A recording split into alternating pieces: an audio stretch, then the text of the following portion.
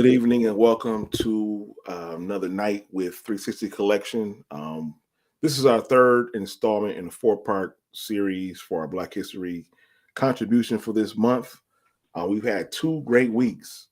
We're back again for the third week. So those of you who've been with us this whole entire time, thank you for joining us again. If you're new tonight, I typically like to do is have everybody acknowledge themselves in the chat. Let me know where you're tuning in from. And then we will also acknowledge your questions, your thoughts with the chat throughout the night. So we got a good one again.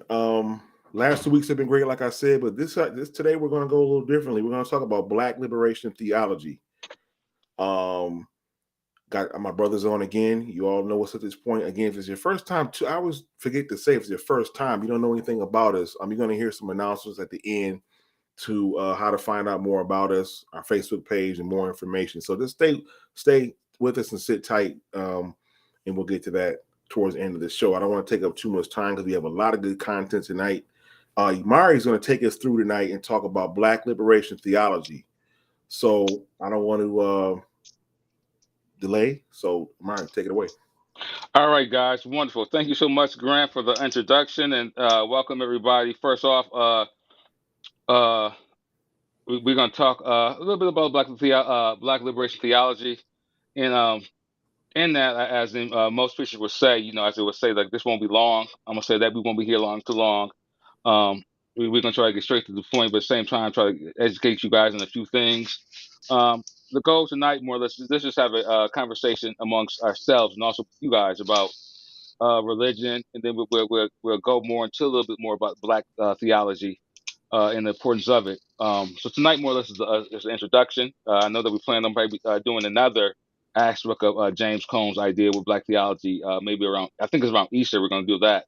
But tonight, I just want to ask some questions, have a nice little dialogue about religion, and then the importance of Christianity, or just more or less religion for the African American. So the first thing I have to start the conversation off. Do you guys remember any of your the first your religious experiences that you may have had growing up? Like for example, for myself, I'll give you guys a chance to think about it. I remember like going and like fans used to be a big thing for me, like church fans, and so I've always found those, even now today, I always found those to be appealing for some reason. Church fans being a very important to me. But at the same time, for a church fan, for a Black church, it was a way for some businesses to promote their business. But a church fan would have one image on one side, right? And that could be either a picture of Martin Luther King, or a pastor, or a Black family, or things like that. And the other side would be something like the advertisement. So I remember those. And some other things would be like, for me, I remember like even in the '70s, I'm thinking of pictures of a white Christ, or the porcelain God, and those type of images on windows and stuff like that. So for me, I still remember those things, and not saying right or wrong, those type of images still leave an impression in my mind.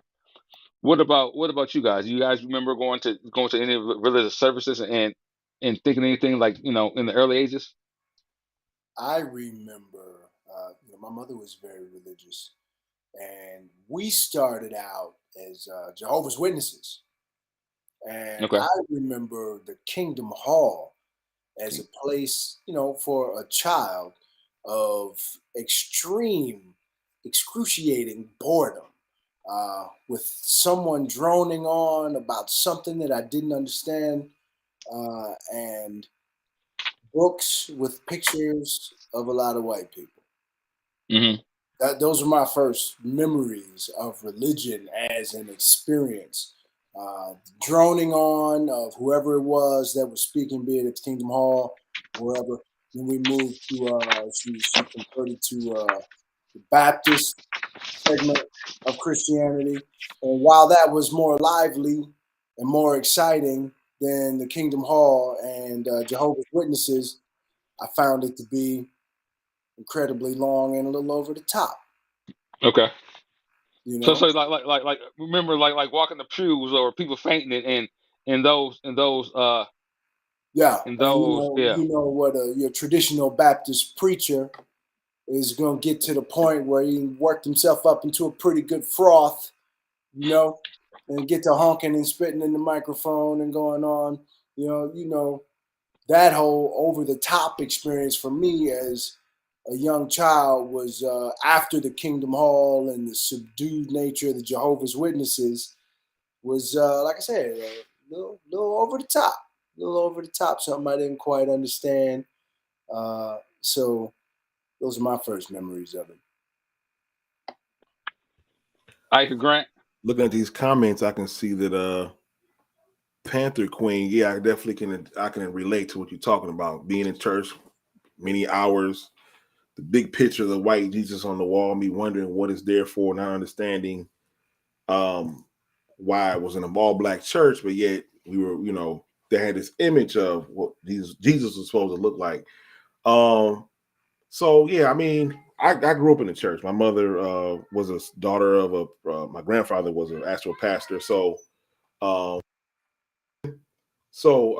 that was definitely something I grew up with. I mean, it was something I had to do. I didn't have a choice. With the church, it wasn't an option. So spent many hours, many years.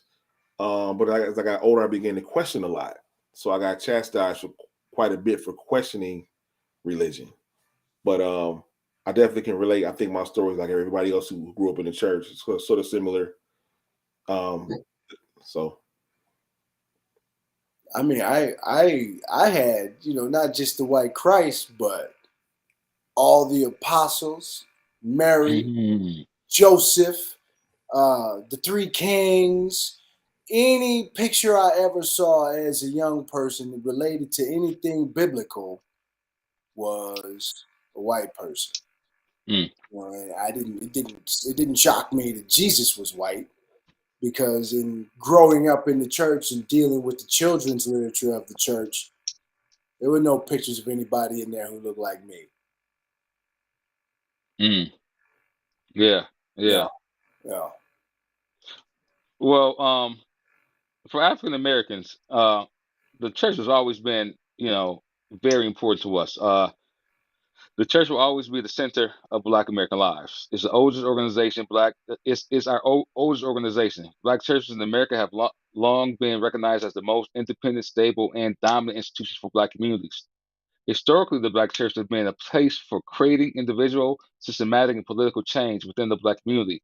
Black churches were not only given the Black churches were not only given to the teaching of Christianity, but were faithfully relied upon to address specific issues which affected the members. But with address the specific issues which affected for their members. For many African American Christians, regardless of their denominational differences, Black churches have always represented their religion, community, and home. So it's always been that. So Black churches have always been the center, right? Whether we agree with it, whether we like it, there's always been that place that we can go, we can find a safe haven, we can find each other, and we can we learn to communicate, and we can learn to have a sense of oneness there. We've always been that. It's so like I said before, it's been the oldest institution. Um, but for many, Christianity was not the original religion. Many of us came to the Americas practicing Islam. Many of us came to the Americas as slaves, practicing some of the traditions from West Africa, right?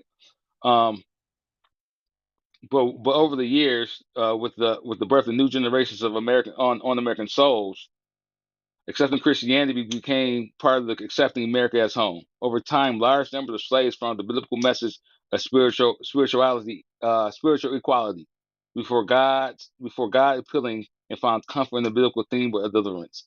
So so in some of these teachings, from generation to generation, we got picked up on. We heard Christ from, whether from slave masters or some of the missionaries, right? And we got some of that theme of being delivered. And so and so for us, we're thinking being delivered from slavery, right? So it became appealing to us because it spoke to us because of that message. Um, but interaction between we, interaction between enslaved people and Christian missionaries led to the spread of Christianity among Black Americans. Many slave owners initially resisted these evangelical efforts, particularly out of concern that if enslaved people became Christians, they would see themselves as the owners equal. This fear by slave owners has spurred legislation in at least 6 colonies in the early 1700s, declaring that an enslaved person baptized did not entail their freedom. So so during that time, before we were free, before African Americans were free, even then, even the slave owners realized there was a problem, that slaves could accept Christianity, but by reading some of the scriptures, you can find yourself identifying, becoming free, and trying to become and be free. But then, like I said, like in this part, as I said right here, the colonies are starting realizing they put into legislation that no, even though they can accept Christianity, um, or more or less they can be baptized, it does not mean once they become baptized they can be free Americans. Um, and then at the same time, some of the preachers and some of the slave masters, they started using some scriptures to more or less support some of their actions. So one of those scriptures was like in Genesis in chapter 9. There's a part in Genesis where Noah was asleep, drinking with wine, and his sons um, found him naked, right? And and in that, Noah had 3 sons. Uh, one of his sons saw him naked, the other two didn't. And so in that, uh, I'm sorry, in that, find him naked, it was cursed. So God cursed Canaan, one of his grandsons, because his father saw his father saw him naked. So in that, God cursed Canaan. And so a lot of people use that as in God cursing people and saying this is how we were cursed. The curse of Ham, saying we were cursed because of that, and identifying Black people as slaves as in being cursed. In that curse, uh, God cursed Canaan in the lowest, and put Canaan children, as slaves. And so that's more or less that's more or less their justification for us being slaves, right? They also use Ephesians 6, right? And they're talking about, you hear a lot of that, slaves obey their earthly masters with respect and fear, with the sincerity of just that. So some of that during that time, during that time, excuse me, during that time, as we were slaves and even becoming free, they were using scriptures for the justification of slavery. And so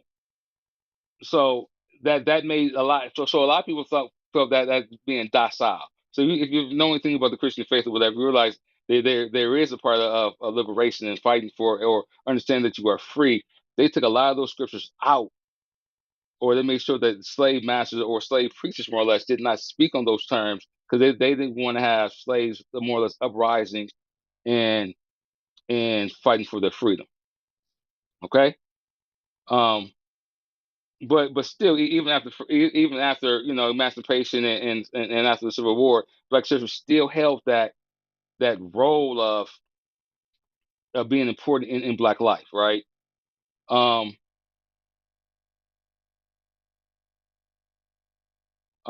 but excuse me, Black churches in the 1920s played an important role in Black society outside of the sphere of religion. In the period when discrimination barred Black people from access to very public amenities, many Black churches offered job training programs, insurance cooperatives, circulating libraries, and athletic clubs. They were among other places that Black people could take public and semi-public leadership positions. Men gained prominence as pastors, while women often led church communities, organizations, and provided social services locally and advocated for causes. Black churches, their members, and their ministries were crucial for what the civil rights movement achieved, but never involved more than a small minority of black religious people. Um, so keep in mind, so the black church was always there, provided a wonderful function or foundation for what we have, always had to our lives. But as we were freed and moved on to our freedom, but the black church had a limitation. So even though they advocated for some things for our freedom, they didn't really get too involved. So at one point, even when Ida B. Wells wanted to speak out on the lynching of African American men or African American people at that time, she couldn't find a place, especially in Chicago. There wasn't a church that would allow her to hold her speeches against lynching. If we move even further with Martin Luther King, so we get this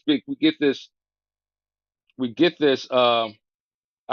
this viewpoint through history that the black church was walking along King, walking alongside King for civil rights for the civil rights movement, but that wasn't the case either. Um, uh, two black clergy advocated for black people rights predated the civil rights movement. For example, in the first decade of the 20th century, the journalist activist Ida B. Wells laminated that no church in Chicago, including her own, would let her use church space to hold a public meeting about lynching. Well, sorry, I already talked about. Black Christian clergy did not support his approaches as King approaches. Some feared violence, while others preferred a more legalistic approach over King direct action tactics. Now, we don't talk about King. A lot of people talk about King as not being not being a more being more passive, but the majority of black churches thought he was too he was being too aggressive. So once again, even though the black church was that center of foundation for our existence, it still lacks some mobility, as in taking us to another level. They didn't want to rock the boat too much. Even like I said, even King was a problem, right? But then think about the emergence of black nationalism and coming in 1950, whether it be Elijah Muhammad or even Malcolm X speaking on black empowerment, the the importance of blacks running and owning and doing things for themselves.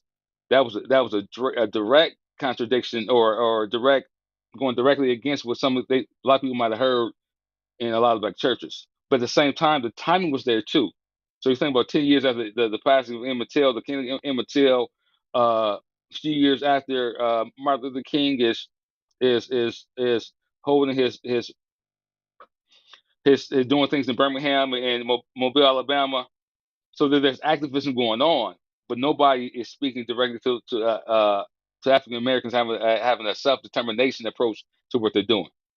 So here's Malcolm X speaking on I guess right here he's speaking to a black he's speaking to a crowd about in 1960 about as a speech on black brutality, police brutality. But in this clip, he's directing, talking about exactly some of those white supremacy ideas that the black church was missing in talking to some of his congregations about. You got that clip, Ike?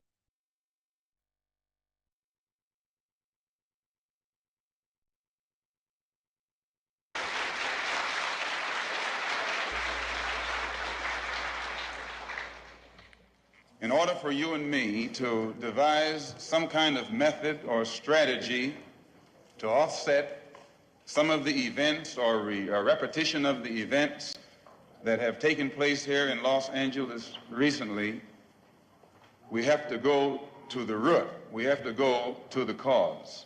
Dealing with the condition itself is not enough. And it is because of our effort toward getting straight to the root that people oftentimes think we're dealing in hate. We are oppressed. We are exploited. We are downtrodden. We are denied not only civil rights, but even human rights. So the only way we're going to get some of this oppression and exploitation away from us or aside from us is come together against the common enemy. Who taught you to hate the texture of your hair? Who taught you to hate the color of your skin to such extent that you bleach to get like the white man? Who taught you to hate the shape of your nose and the shape of your lips? Who taught you to hate yourself from the top of your head to the soles of your feet? Who taught you to hate your own kind? Who taught you to hate the race that you belong to? So much so that you don't want to be around each other. No, before you come asking Mr. Muhammad, does he teach hate, you should ask yourself, who taught you to hate being what God gave you? And I, for one, as a Muslim, believe that the white man is intelligent enough. If he were made to realize how black people really feel and how fed up we are without that old compromise and sweet talk. Stop sweet talking him. Tell him how you feel. Tell him what kind of hell you've been catching, and let him know that if he's not ready to clean his house up, if he's not ready to clean his house up, he shouldn't have a house. It should catch on fire and burn down. Good old brother Malcolm. I got a question for us and people who's watching. With religion, is racial identity important when we talk about religion? Seeing ourselves or seeing people that look at ourselves, is that important when we dealing with religion? I don't know, Ike. Let me throw that at Isaac. I think that it is. I think religion, if religion of any kind is to fulfill its true purpose, it ought to bring people together and help people recognize in one another and in themselves their own humanity. And the weaponization, the racialization of religion, I think has distorted the true purpose, the true intent of religion if we interpret it in its purest, most innocent form. The problem is that there is no religious text or a few religious texts that exist which haven't been tampered with by man, by humankind, and specifically by white people. So that's my answer to that question. I think. Go ahead. No, I was asking you too. What about you? One of you guys? Yeah, I think racial identity and religion are and were used as manipulation for people, man. I think, especially in our community to date, it's been used as manipulation because if you look at Islam, they don't allow representations of the deity or any deity, but I think if you assign a racial identity to your deity, or if you assign racial identity to your religious figures, then it's could be used as a form of manipulation. Okay. What about you, Grant? Yeah, I would definitely say that actually using religion to form, as racial identity in terms of, that's one of the ruling factors or the determining factors why some people, when it comes to white supremacy, they try to use religion because their identity is somehow related to whiteness. They somehow really do believe that everyone in the Bible was white. So that really gives them some sort of a pride or some sort of leg up, if you will, when it comes to white supremacy. If everyone in the Bible was white, and then they had to find some verse that shows that black people are cursed, that's what they ruled with. They ruled with a sword in one hand and the Bible in the other. So it was because it was the identity piece. They thought they found themselves in the Bible, but we know in fact that's not the case. So I think it's very important to people's allegiance and loyalty because of who they find find the racial identity inside of religion. And not just Christianity, but any religion. They see themselves there. They look at some of the deities. They look at some of the symbolism, the pictures, and they see themselves. I would say that for Black folks, we're the only ones who don't see themselves in any of these pictures, in any of these images. We don't seem to find them anywhere unless they've been created. So, but yet we're the most loyal and we're the most God-fearing people on the planet. So that's very interesting. Now, this off topic, but a conversation I probably had with some people before. Does it matter for the Christians, those who celebrate Christmas and those other things?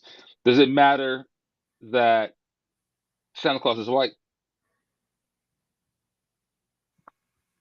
I'm gonna throw this one. I'm gonna throw this on IG. Now, and think about for your son. Now for your son, does it matter that does your son see a white Santa Claus at all?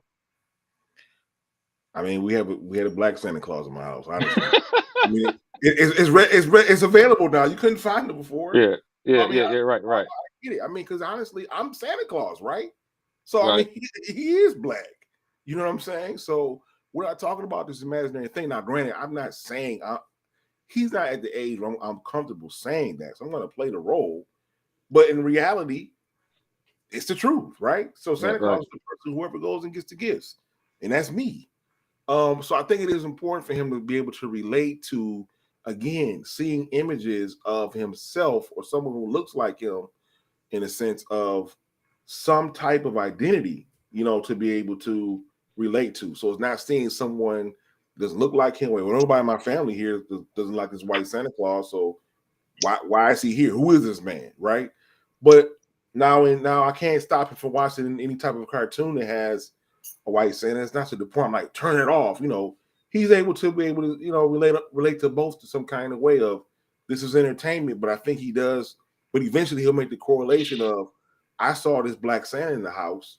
Now I realize that Santa's fake anyway, and it was my dad all along, my mom and dad all along, right? So I think it is important, to have the images that your children can relate to, which is why, again, we didn't have this opportunity years ago, right? So we have it now.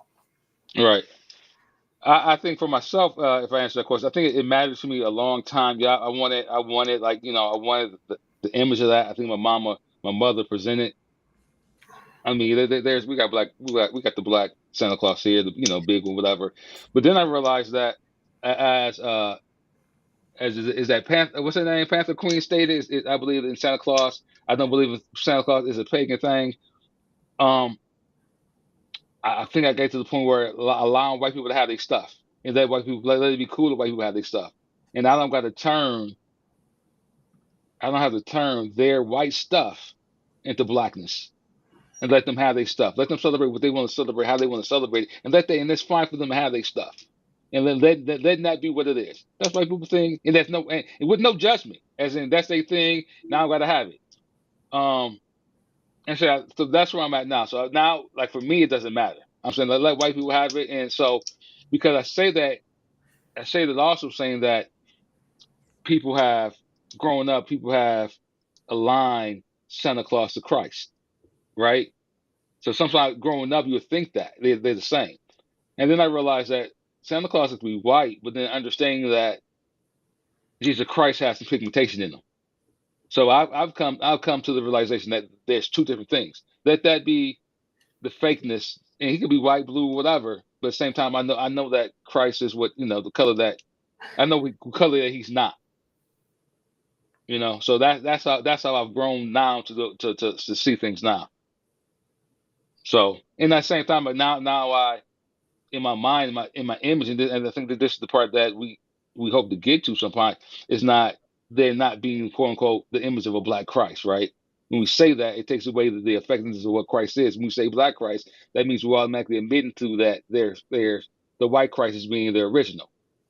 right? So now if I just say Christ, Christ is the Black Christ. But when I'm saying that, I'm not saying that with the imagery of there being the white Christ. Christ is Christ and he's black. So that's the evolution I've had. So sometimes I don't say Black Christ. I just say Christ in my mind. I know Christ is black. So in that, if we're there, so right now, if we ended with Malcolm X, if we ended with Malcolm X and we talk about, Hold on, Amari. I wanted to add something though, real quick. go ahead, bro. I mean, even Santa Claus.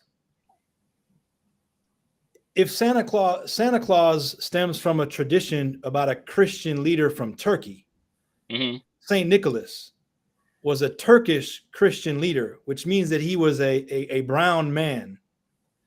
And over time, the legend of Saint Nicholas was whitewashed.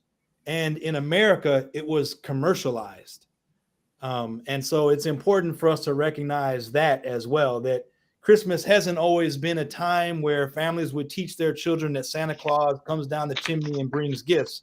That's something that we did in this country in the early 20th century. And obviously, Santa Claus has history and has some context even before that in America. But the idea that we have of Santa Claus today, going back to St. Nick, centuries and centuries ago, are two very different things. So we can't overlook the role of white supremacy in Santa Claus. And then also listening to the whole conversation, thinking about we have to recognize that race is a social construction. And to suggest that religion ought to help us recognize or get in touch with our own racialized identity, that is the question in itself is a fallacy, because there is no race, does not exist. So we ought to think more about religion in terms of cultural frames, and anytime we talk about religion and race, we ought to recognize that we are acknowledging and we ought to call out the white supremacy of it all. And with this, I do agree with that. But then, from an African American perspective, it's hard to jump from, not agreeing with. I agree. So I agree with you. I agree with you. But there's work needs to be done for us to go to the point where like race doesn't matter, or in culture is more important, right? So I agree with you there. Um, but if we are right here, we are at that point where you guys brought the word of white supremacy and those type of things. White supremacy dealing with parts of the Bible and Christianity. We're right here, right here around 1960s. We're dealing with ideas of what James Combs comes up with the idea of, or the idea of Black liberation theology, right? Um, that foundation comes with the combination of combining two thoughts: Black power and the liberation theology. The Black Power segment comes from more or less what Stokely Carmichael said. As he said, Stokely Carmichael defines it: a full participation in the decision making process affecting the lives of Black people. It is a call for Black people in this country to unite, to organize their heritage, to build a sense of community, is a call for Black people to define their own goals, to lead their own organization, to define ourselves, name ourselves, create for ourselves, and to speak for ourselves. That's a sense of self determination, something that we all wish for, we all search for, right? To be able to live and die by our own definitions, right? So that's it. So that's the foundation. Those ideas coming out of the Black Power movement. And so then the theology movement is more or less like identifying with Christ and his movement. The theology is applied to the core concerns of marginalized communities in need of social, political, and economic equalities for justice, just like Jesus did. Jesus walked with the poor. He identified with the poor. So you taking the movement, you taking it in the theology, putting it together, and you get what James Combs calls liberation theology. I think we have a clip for James Combs, more or less speaks it more or less in his own words, what James Combs defined as Black liberation theology. You got that for me, Ike?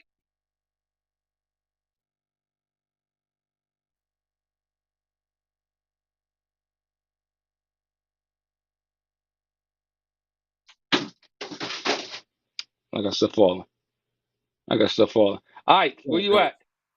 Got a ghost back there. Let me go back while we're waiting on that clip. Oh, here it is. Black liberation theology emerged out of the civil rights and black power movements, symbolized in the life and work of Martin Luther King Jr. and Malcolm X. The black in black theology comes from Malcolm, and the theology comes from Martin.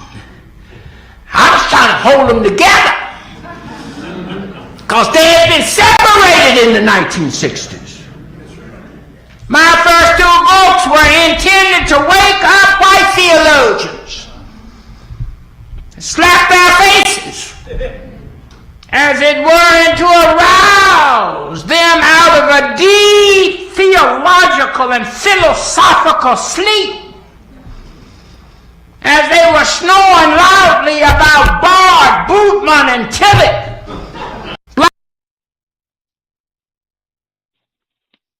All right, so that's more or less. So James Combs, the founder of Black Liberation Theology, he states that at that time when he came up with the idea that he was at that time when he was in seminary school and more or less I think he was a preacher at this time, and fighting, having that internal fight, having his whole life, growing his whole life in the church, but then seeing some of the pitfalls or things that was missing, but then at the same time being a minister and having that foundation, but then also seeing the emergence of the Nation of Islam and having them preach on about financial and economic independence, talking about the importance of knowing thyself and having more respect for yourself, right? And seeing that and realizing that, having that need, as he said, he was, for a lot of people during the 60s, you're dealing with that turmoil of change, and you want your center of your foundation, or the center of your activity, as we discussed before, the church was a center of activity, wanted to address those concerns. And as I said before, the church was not addressing those concerns, right? King was one of few, but the black church was not addressing those concerns of civil rights. It was King doing that, but not the church, right? Keep in mind, kids was out there, whether it was Snick, we was talking last week about Stokely Carmichael, the kids was out there, but the black church was not speaking about those concerns. But then, right next to that, you have Malcolm X speaking about those concerns that's directly affecting the everyday lives of African Americans as they knew at that time. So his point was, how can we merge the two? How can we merge the two to the point where it speaks to the masses and helps motivate and helps move them? So this is where the ideology of black liberation theory comes from. So like black theology has grown out of the ongoing struggles of black people to affirm their identity and humanity. So once again, we're talking about the white supremacy. White supremacy does not see African Americans and blacks as human. But black theology was we are human. We are. Keep in mind during that time, because we just talked about this recently. Even if we were going to church in 1970s, 70, whatever, we still saw images of the white Christ, and we talk about that effectiveness of seeing those type of things. And so that white supremacy was still there. His idea was, how do we eliminate some of those type of things so that we can see the humanity, for we to see our humanity in ourselves, and then at the same time, white people see that also. Um, um, where I get the next slide,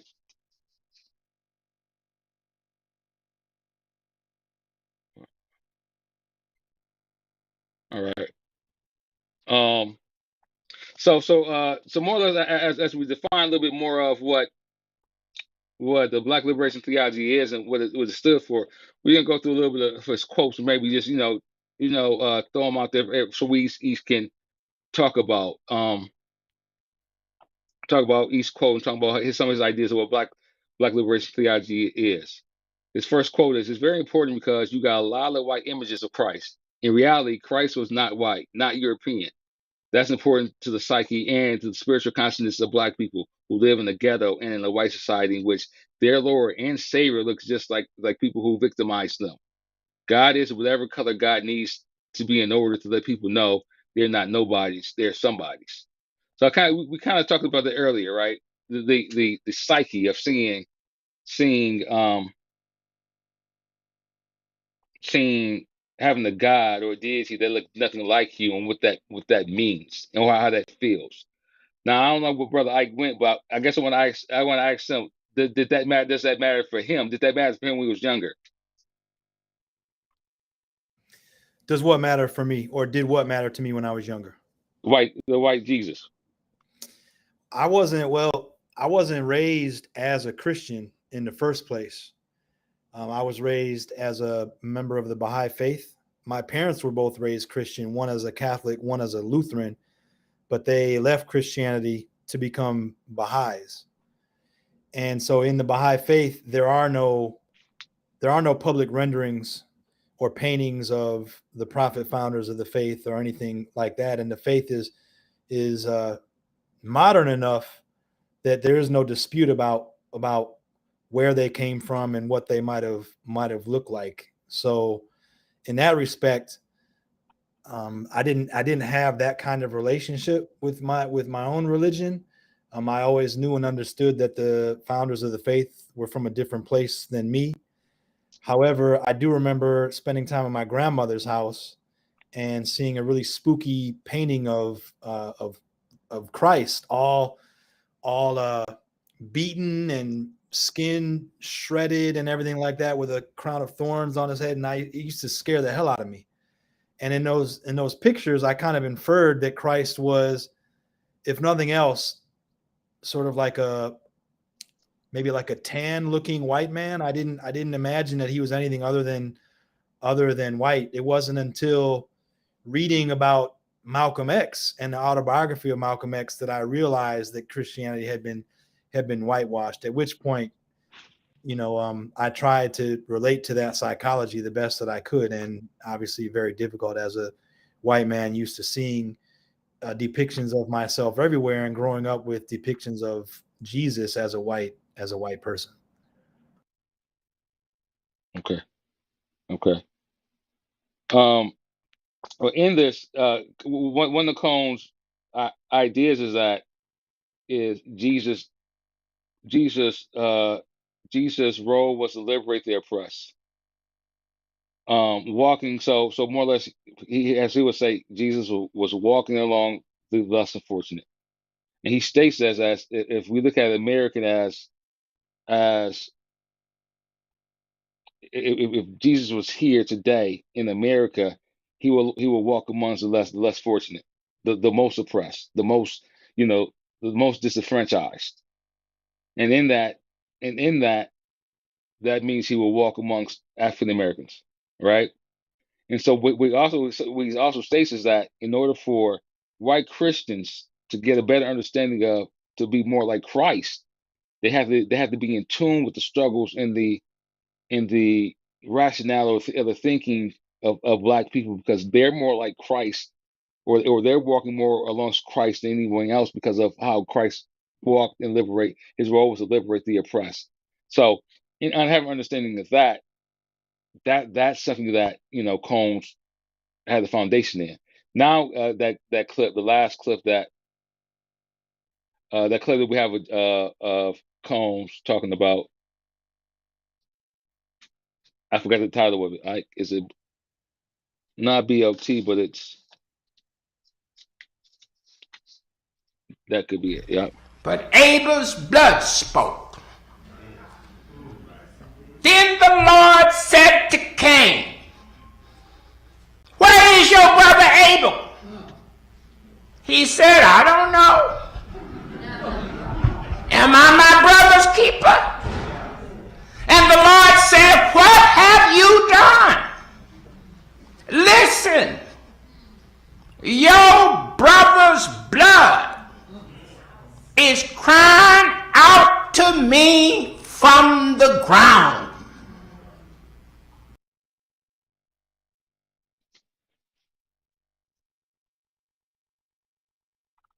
Did it stop?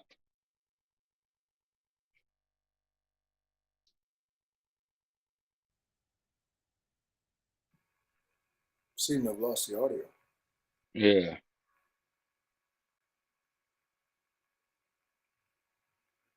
But he goes on to say am I? He said, he ends with, "Am I your brother's keeper?"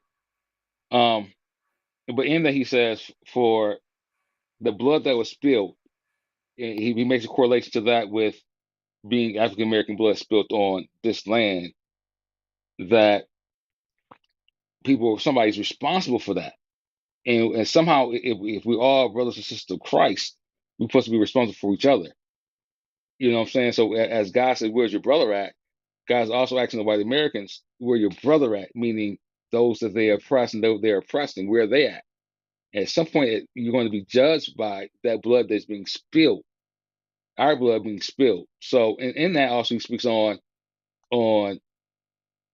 that liberation of people, and also realizing that there's something that needs to be paid back for the spilling of the blood, right? So in that he's more or less telling white Americans, listen, if we're all of the faith and we're supposed to be walking together and being more Christ-like, sometimes we got to look at our own actions, the actions that they are holding as oppressing other people. And at the same time, and you can use that can be taken further as you can look at ourselves as being men and our level of oppression of women and those type of things also.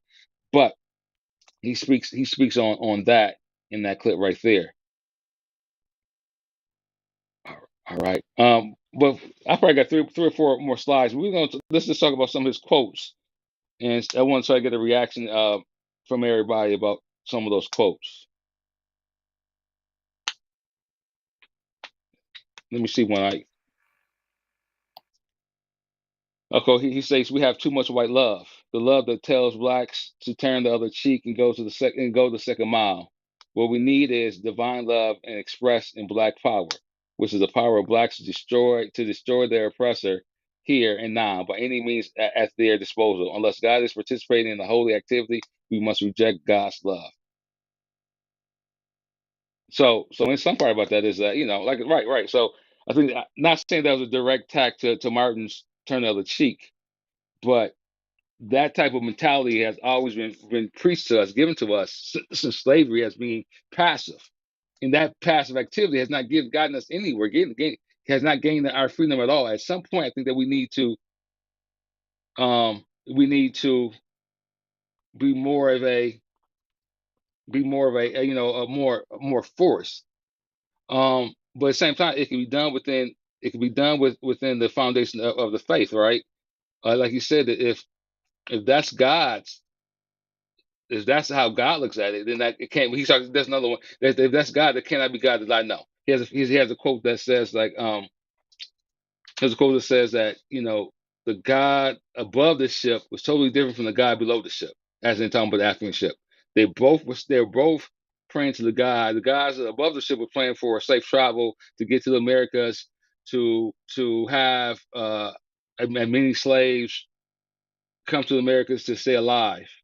And the people below the ship was asking for, praying to a whole different type of prayer. It cannot be the same. They cannot be praying to the same God. They couldn't have, because they're totally different. They're totally different prayers, right? So in that, at some point, depending on which one we're looking at, somebody got to reject their view or their ideology of what God presents itself, right? So let's see what the next quote is.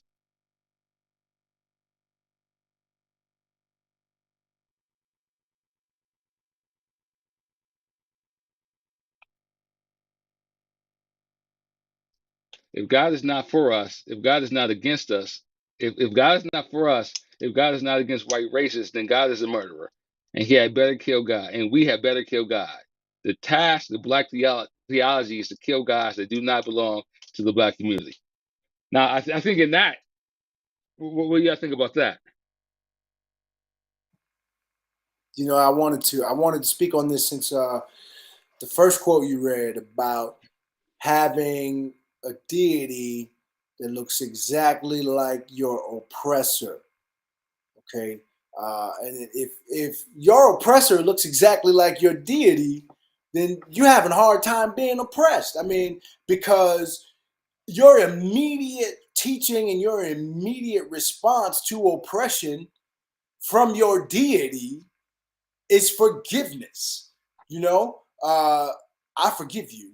I forgive you. You look just like my God. I forgive you. I've been taught to forgive you. So that was the one thing that I wanted to say. Also, that you have got to go a long way in your mind again to look at these pictures in these books the way I looked at them in these books and not feel the disconnect from myself to the representation of what it was that I was getting from the books and the message from the pastor and the deacons and everybody else. So, yeah. And this last quote here about killing gods that do not belong to the Black community, I mean, that is fire and brimstone right there if I ever heard it before in my life. And I think I'm thinking for someone like my mother, for example, it's a little bit frightening if I was to channel my mother for some of these quotes because she is old school Christian and old school Christ. And that's the last point I wanted to bring up about when you were talking about Christ being a Black man. I got a few decades under my belt, and I just can't.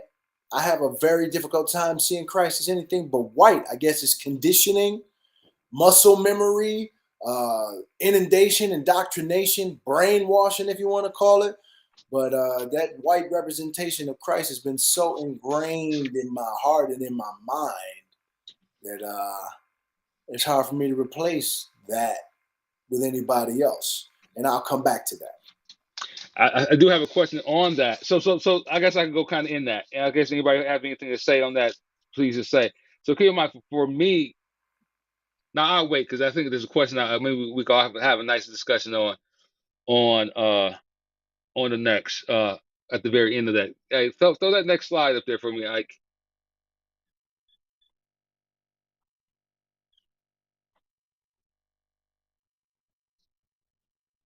The sin of the oppressed is not that they are responsible for their own enslavement. Far from it.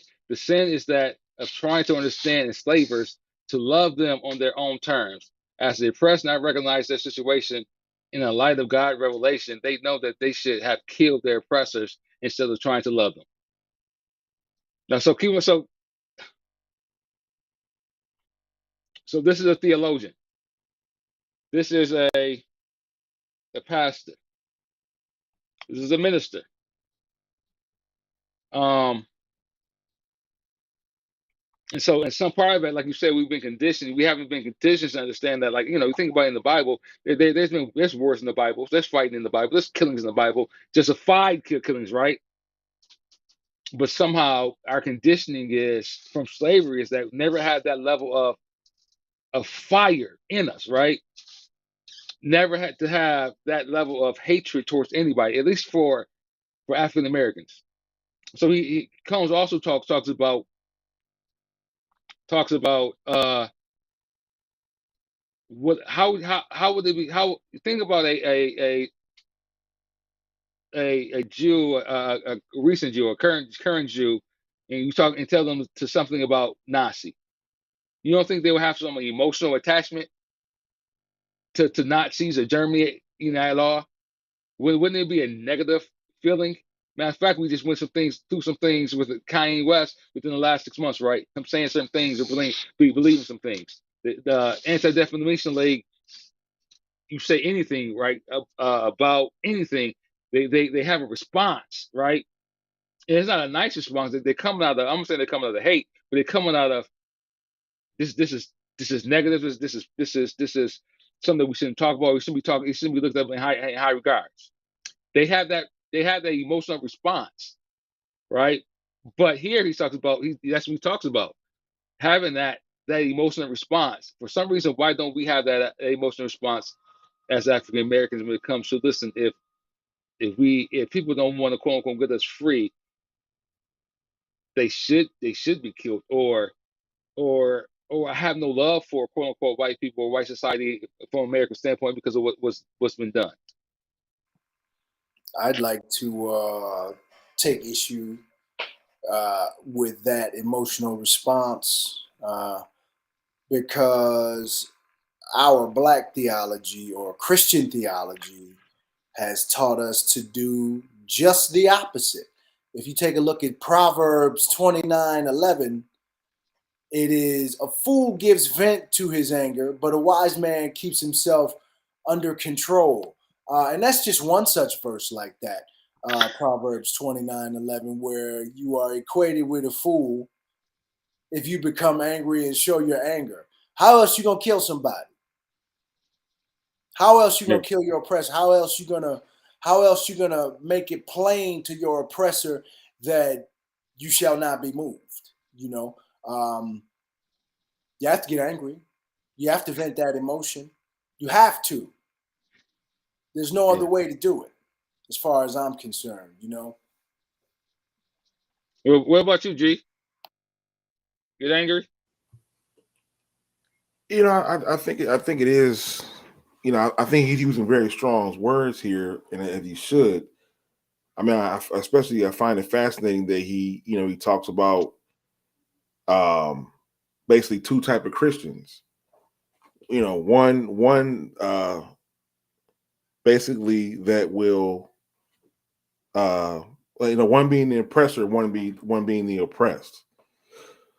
And certainly it makes sense. And I think that actually this is, kind of along the lines of this, but I think he actually has sparked a movement based out of this, the Black Hebrew Israelites who talk about this kind of stuff. Is the oppressed being Black folks in the Bible as being the Israelites. It's them, it's seeing themselves in the Bible. So it's a way we go back to identification piece, but I mean, he's right. I mean, Jesus did hang around the thieves, the robbers, the killers. Those are his apostles. Those are the people who he hung around, right? He wasn't hanging around the Pharisees. He wasn't hanging around the so-called righteous people. So the ideology that he's using here, it makes sense. And when he talks about if you're serving a God that isn't for oppressed people, then it's not for Black people. So I think he's definitely saying, hey, what about us? We trying to find us in the Bible, trying to find us in religion in terms of Black folks at that particular time, because we were oppressed. We still are oppressed, but I mean, at that particular time, even more so, is what he was doing here. He goes into this black liberation theology. Very, very, he's very fiery. You saw him speaking a minute ago. And I think that's because for so many years, and you're looking at scriptures, you're looking at, you attend in church, and you just don't see yourself. You just can't relate. Everything's so passive, everything's so turn and cheek. Everybody's so happy and so chipper, but on the inside, you're upset, you're filled with anger, because when you walk outside those church doors, even a mile radius around, even today, go to any Black church and go to a mile radius around that church and tell me what's around there. It's oppressed people. It's an oppressed situation. It's food deserts. It's corner stores. It's liquor stores. It's prostitution. It's everything that's against Christianity is surrounding it. So certainly, there has to be somewhere where these oppressed people fit in this ideology. So I definitely understand the Black liberation theology movement, because I think it's just after years of frustrations of our needs not being met, our plight being ignored, and he's rolling into this theology of the oppressed people really being, in a sense, God's chosen people. What do you think about Bryce's comment here? I've displayed it on the screen. I seen that, Bryce. So I'm gonna play this clip right here, Bryce, and I want you to respond to this clip, and then we'll talk about what you got to say next. So I think that for me, what you're saying is that I think that for a lot of people is that struggle. And so right now, if the Pew researchers came out with a new study about religion and church, more or less, and saying how even though African Americans are the most I won't say the most religious in the United States or whatever. Even membership is declining though, right? And so you got to look at the recent struggles that have been going on. Whether you're talking about any Black Lives Matter movements or killing of whoever recently, right? Where was the church in this? Because like I said, like I started before, the church was a center. It has always been a center of the foundation of who we are, right? It's a place that we go for refuge. It's a place that we go for healing. It's a place that we go for insight. But it always lacked that bit of addressing the needs or directly addressing or confronting, more or less, I'm gonna say confronting white supremacy to the point where it's applicable to a lot of other people. But go ahead and play that last clip of Wright, and we're gonna talk to Bryce a little bit on that.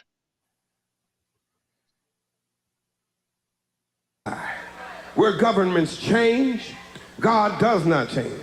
And I'm through now. But let me leave you with one more thing. Governments fail.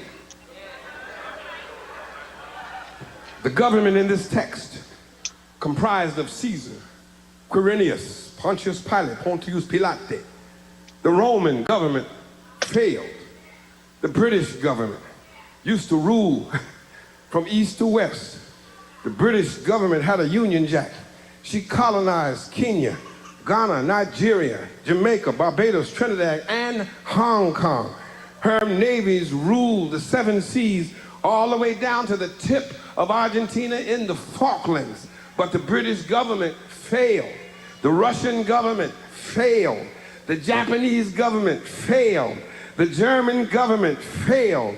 And the United States of America government, when it came to treating her citizens of Indian descent fairly, she failed. She put them on reservations. When it came to treating her citizens of Japanese descent fairly, she failed. She put them in internment prison camps. When it came to treating the citizens of African descent fairly, America failed. She put them in chains. The government put them on slave quarters, put them on auction blocks, put them in cotton fields, put them in inferior schools, put them in substandard housing, put them in scientific experiments, put them in the lowest paying jobs, put them outside the equal protection of the law, kept them out of their racist bastions of higher education, and locked them into positions of hopelessness and helplessness. The government gives them the drugs, builds bigger prisons, passes a 3-strike law, and then wants us to sing God Bless America? No, no, no. Not God Bless America. God damn America, that's in the Bible, for killing innocent people. God damn America for treating her citizens as less than human. God damn America, as long as she tries to act like she is God and she is supreme. It is okay to be. Okay, so that's Jeremiah Wright. That's that one of his most famous speeches right now, because that's the one that came out when President Barack Obama was running for running to be president, and that's the one that they aligned to him. At the same time, I think my fault with Barack Obama was when he caved, right? Did a lot of caving, as in this is a man that more or less was the spiritual father, and he turns his back on him, right? So that's neither here nor there, right? But in that, Bryce states that it's counterintuitive to seek. He says to seek liberation, the theological framework provided by one's oppressor. They didn't let us read. They wouldn't have let us pray if they thought their answers would be answered. So in that, keep in mind. So, but I hear what you're saying with that, Bryce, right? But for some of us, for Cone that was his foundation, and for Combs it wasn't a situation where he was willing to turn his back on the faith. He was saying, is it possible for me to stay within the faith and still have it speak towards me, right? And so for some people, it doesn't matter what you believe in, as long as you believe in something, as long as it believes you to live a certain way of life. Now, the next question that I think you rewrote that answer for me, the question for me, let me see it.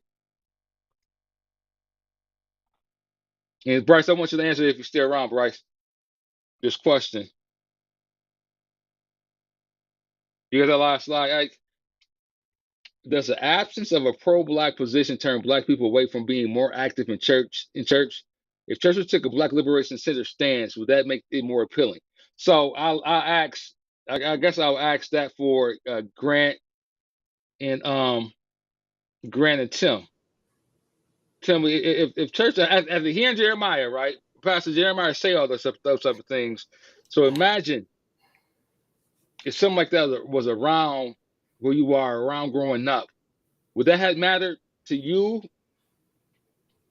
That definitely would have mattered to me, especially around that time when I was discovering all this, all the Malcolm X's position on Christianity, and coming into my own as a young black man and rejecting the stained glass windows in the church, rejecting the pictures that were in the books, and rejecting the message from turn the other cheek to if they take your right eye, give them your left, and all that.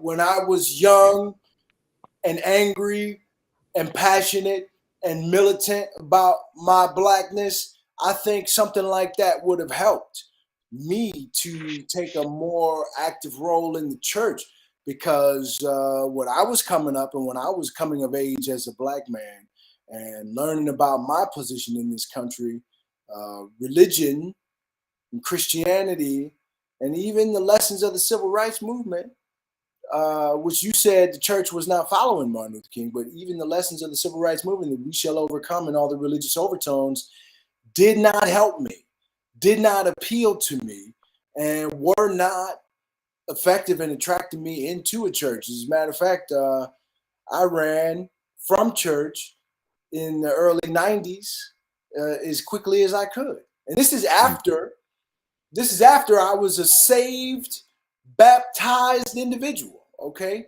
When I went to war in Operation Desert Storm, I was probably one of the most Christian people you ever met in your life. Holy, saved, pious in every sense of the imagination and in every sense of the word. But after coming out of that and getting some education and learning about Christianity and how it was actually being used for my entire life and the lives of my ancestors, I ran away from it. These messages probably would have been helpful in keeping me in the church, although, they're a little bit inflammatory, a little bit incendiary, but the passion is there, and that would have been attractive for me. I definitely think it would have attracted more black men. The church now is now catering towards women, black women in the black church, primarily because they're the most dedicated, the most faithful members. And so now you have pastors who are just trying to keep their flock because they're good tithers too. They're the ones going to bring the money in. So if you had sermons like that, you would see the opposite happen. You would see more black men come in, and they wouldn't necessarily be worrying about who's paying tithes or not. It would be more of the movement that could be created around a type of message like that. But unfortunately, the black church has been watered down, and it has definitely taken a turn for the worse in many occasions. Where, as I stated, they want to keep the women there as long as possible, which means what? Keep them single as long as possible as well. You go to any black church, it's going to be probably 75 to 80% single women, all looking for the same things, because you don't have messages like that. You don't have any type of draw. Most black men feel alienated. They feel as if the pastor is sometimes courting all the women. In some cases, they are. So the sermons are often sometimes degrading towards men. So that message there by Jeremiah, right? I mean, yeah, it gets you fiery, gets you thinking to themselves, you can do something, you can be a part of a movement. Now, I don't think every message he preaches is going to be like that, but I certainly didn't have a pastor like that. I certainly didn't grow up with a message in my church like that. I might have would have maybe be more dedicated Christian now. Yeah. But I think a lot of men end up running away, getting out of there because they don't see a place for themselves in the black church today. I think I agree with both of you guys. I think when sometimes when Cone is speaking, some of that stuff is taken out in the '60s, and so some of that is, and some of that is, I think as you used to excite, you know what I'm saying. I think as he got older, I mean, same thing we saw with Stokely last week. I mean, once we spoke in the '60s sounds different than we spoke in the days before he passed, but it's just that level of activism that's possible. And I think what Combs is saying is some part of it is that if our goal we wish to be like Christ, we must walk like Christ too. Our activism must be seen like Christ too, right? And so I think that's what he's saying that's missing, as in eliminating that white supremacy. When he's talking about the killing of the gods, the killing of whatever, maybe that's not so much killing of people, killing of the ideas. And for so long, we don't even want to kill the idea of that level of white supremacy. Because, like I said, it wasn't too long ago that we were in the church. We still seeing white gods, right? And not saying it's wrong to have white gods. What I'm saying is that if we know it's wrong, why do we see them? If we know that it's wrong, why haven't the church replace them, right? I remember one time a pastor said, no, for some reason some churches had not removed the white god because if they replace them with the black god, black people will stop coming. I agree with So I that. remember, I remember asking that. You know, that's right in the '90s too, right there. You know, you still question anything too. So I'm asking, like, why is that there? And I remember getting that sermon. He said that you replace that. Some of those old school mothers, whatever, they will reject that image because it's so ingrained in them that that's what it is. So remember the episode of what's the episode of Good Times Good when time. Michael came home with the picture of Black Christ and the mom was like, I'm about to whoop you if you don't take it down. That level of not saying, like I said, not saying there's something wrong with it, but now that we know that's the wrong image, and we still fight for that image because that's ingrained in us. Like theology's goal is let's change that, not just for black people, for white people also. It's also to liberate them from that level of oppression of white supremacy. Right? The goal is he states in his book, I write this book for white people because I want you to walk with Christ. And walking with Christ is identifying with those that are oppressed. It's just so happened to be that you are the main oppressor of these people, but still, I want you to be like Christ and walk with us to identify who we are. You know, so that thing is not just. It wasn't so much a black power thing as to hype black people up, but a theology for all people. We're realizing that he states, if you want to get closer to God, you got to identify with the oppressed. You got to redeem the oppressed, and redeeming is in some ways redeeming is that's paying back, giving back, right, right. And so we talk about what's the key word for today? Reparations. That's redeeming a situation, right? So if you want to act like Christ, you redeem a situation that you have degraded. And so if white Americans want to be like Christ, wants to understand Christianity, they must identify with the oppressor, the oppressed. And so that's his main thing. So that's a theology for white people and black people. I But don't know. I Go ahead. he also states that in order to join the Black liberation movement, you have to be willing to destroy their white identity. So Yeah. you have to be able to be willing to do that as well. So it come in basically saying, yeah, you're not above us. You have to walk, like you said, walk along with the oppressed, but you have to destroy the identity first. So I think that's important to know that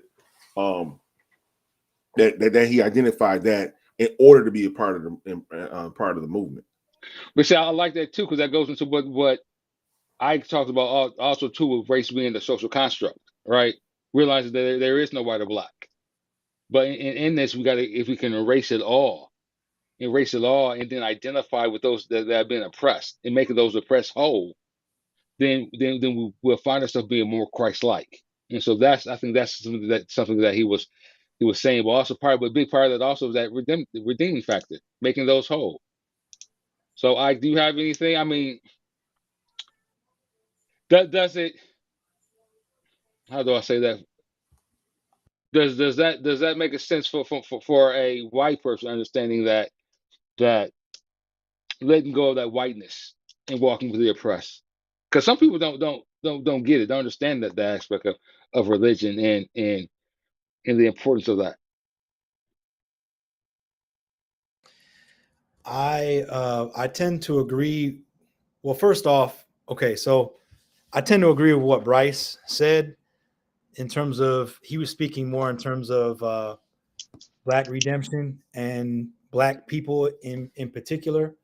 I think the same is true also for white people. I don't think that Christianity can be a vessel for true liberation for anybody. But I say that as a Baha'i. I don't say that as a white man. I say that as a member of the Baha'i faith. I think that Christian too much has been done in the name of Christianity to use it now as a tool of liberation. It just philosophically it doesn't make sense. Now, granted, I say that married to a woman who is a Christian, and obviously we have an interfaith marriage which works. So in that respect, I'm also very careful not to judge another person's relationship to Christianity. If Black liberation theology will inspire other white people to rethink their relationship to God and to their own skin color, then I would absolutely recommend embracing as a white person Black liberation theology. Again, I don't think that ultimately it can provide us with the spiritual path to get where we need to get to go as human beings. But I'm all for it if a person feels like it's worth exploring and can provide them with the tools and or resources or spiritual foundation to honestly explore and rid oneself of whiteness.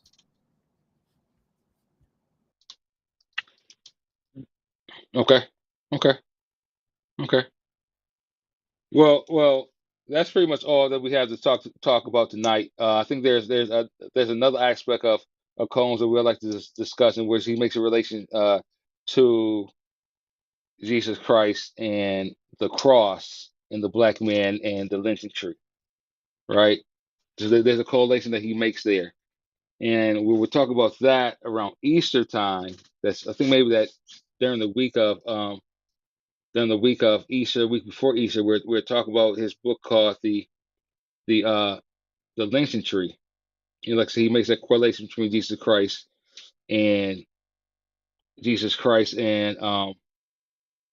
I'm trying to read the comments. Jesus Christ and black men being lynched on trees, more or less the symbolism of the cross and the lynching tree. So we have that discussion probably in a few more weeks. I know we have another discussion based on one more discussion next week, and we also have some information dealing with reparations. What do you have there, Brother Ike, about reparations? Right on. So I wanted to share with everybody that next week, or actually it's this week, technically, February 25th Really? is being proclaimed as Reparations Awareness Day in Washington, D.C. Mayor Bowser there, you can see her proclamation on your screen, and then to the right, you can see the words expanded a little bit further. She has made in Washington, D.C., Reparations Awareness Day in support of the National Coalition of Blacks for Reparation in America, or NCOBRA for short. We will drop in the chat NCOBRA's website, because what we're asking everyone to do is to make a donation to NCOBRA on or around February 25th. We're not affiliated with NCOBRA. We're not members of NCOBRA, but we believe and support their mission. And in celebration and recognition of Reparations Awareness Day, we simply ask that you pass the word along. And perhaps if you're in a financial position to do so, make a donation to NCOBRA on that day. If you are unfamiliar with the cause of reparations in America, we've done several conversations, workshops on it here on 360 Collective. You can check those out, I believe, on our website and on our Facebook page. So wanted to call that out. And also, you heard Brother Amari mention reparations as an integral part of Black liberation theology. So there's definitely a connection to tonight's conversation as well between reparations and Black liberation theology. Okay. Well, that's pretty much it for the night, guys. Thank y'all for bearing with us. Anybody else got any other final words? Yeah, I'd like to thank everybody for chiming in the comment section. Bryson, something like you, and everybody. Just thanks for tuning in and checking us out and having words with us tonight. It's been great. Well, looks like we're wrapping up another dynamic series out of a 4-part series. We have one more dynamic presentation next week, so please stay tuned for that. We always want to end, though, talking about our media publishing and consulting that we offer. Again, I said at the very beginning, if you don't know, if you're brand new tonight, just go to our website, 360collective.online, and you can find out more about us, but you can also find about our consulting services as well. We're definitely willing to come to you, willing to do via Zoom or Teams, whatever the case might be, whatever more convenient for you. Willing to offer our services. There you can find out what we do offer, and we're here to help and we're here to serve you. So if we could be of any help, please drop us an email. Go to our website and find all information on there. 360collective.online. Again, thanks everyone for staying tuned in tonight. We appreciate all the comments. We appreciate those who have participated with us tonight. We're always thankful you could have been somewhere else tonight, but you decided to be with us. So if there's anything else, we're out of here tonight. So real powers people. Powers people.